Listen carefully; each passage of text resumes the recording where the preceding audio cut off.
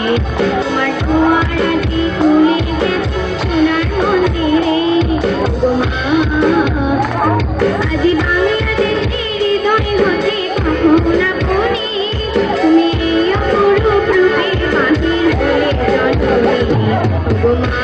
তোমায় দেখে দেখে আঁখি না ফিরে তোমার ছোঁয়ারাতে তুলে গেছে সোনার মন্দিরে গো মা।